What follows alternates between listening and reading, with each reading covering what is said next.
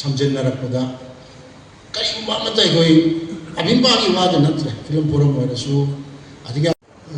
tasena huji ai baru Kishore Kumar na abhimpag Akasari auto nagi ko ai isi ki matam jalan kita lagi matam juga ini pau important me am mi ne ga kun le di ko wari utai sa ni ka ko ni sei sa ni ka ko mo ga sai dai ka tong ni simai tu sikai do ni lu ko lai ki ba me la ma sa ni me ga adi farak ta adi koi sei sei gi film je hek koi ba koi reception khar sa ma tu su program ai lunch ka yaw ga khara tong si ko si kai kitam chaw to ya tu su hek tong ko program ji se ga ek la ni thi ba adi to program ji to kai adu koi kamai to di ro kamai to ro su chat ki de gi si matam di hau gi bra ano bo i pi ka ro ju la to ri mi la si makti ang ka no to gi ga na koi mission na wa na je to ba to mai sin je ni adu koi mang na du mayam hai bi ni koi forum gi koi ju mang na ta ri ba sini policy je tra ngai do dum sini policy du mayam yaw ri ni karena ye ka de man bi film ni kai se khangoi do bi mo mo su la subtitle du yaw ro ga bodi khang pe adu magi design presentation style se apalongi bollywood ki ta dum da changin gi ba adu ga setok chathok pa su hai ki sei da hai su dei da sumaina yam changin gi ba na khoi gi original story film je gi yeng ba se di manipuri film ni kai na hai ba ya film ga se ai su changin ni ya na se adu ai su isam film producer oina 2010 da me ba da join tok jau ai film Himalaya Academy matam si 2010 ni sidege abe ba da join tok re abe ba gi member ni abe matam da film ma puthong re project si film producer oil woni na film na ma koda thengna ba wa ma se asagi younger filmmaker ki director producer mo na wari tam biram du film nam pa na ko film city le jada bani na studio lai tam bani na awa wa jahai police ki permission long no hona boda SPO hai ba adegi adu sachin chom na hona boda nam da ba photo ma am lai sina hojik ti adu ki problem da ko ni hana thengna gre ba ko ni kitang modi ge ko ni kitang chahidu experience kitang matam khara kitang hana film to ne do experience ko thengna gre aduna film forum da hojik te ko na kari ma thawai ma sam tang pura ke na sangjar ko ni na ko film forum gi ko bai tu su lai gi ma ni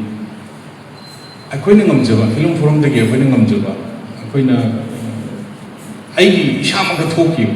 court ki shin tang nam na bo na ba sida high court ki permission lam na ba ma lam na ba sida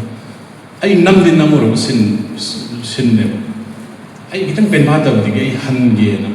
court nung chi loi ngal ro ga last di high court do na ra ka sida ai tan na ari artist sin su wa ba de ge so matam sam sang gi ba matam so di lamai da adun to ho re hojik ti aina film forum da thawai masama pam sanga mutung da di kaino mu khale koina to ya ba kai to ya ge filmmaker film producer sing ji da koina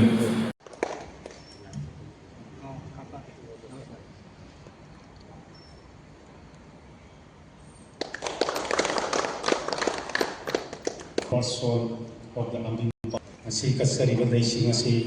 koi Ambimpa gi member khap na tana koi film fraternity gi lai ki da wakati mo kuzu lab chitin jaraga koi na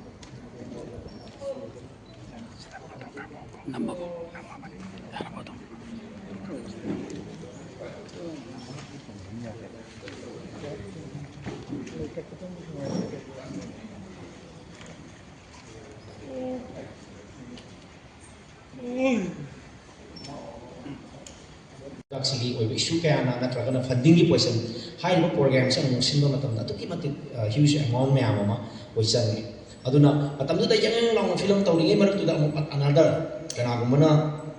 ꯚꯤꯝꯄꯥꯗ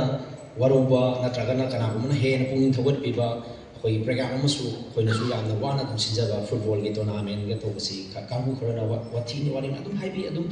ꯑꯩꯈꯣꯏꯕꯨ ꯑꯗꯨꯕꯨ ꯐꯤꯂꯝꯒꯤ ꯀꯥꯡꯕꯨꯁꯤꯡꯁꯤ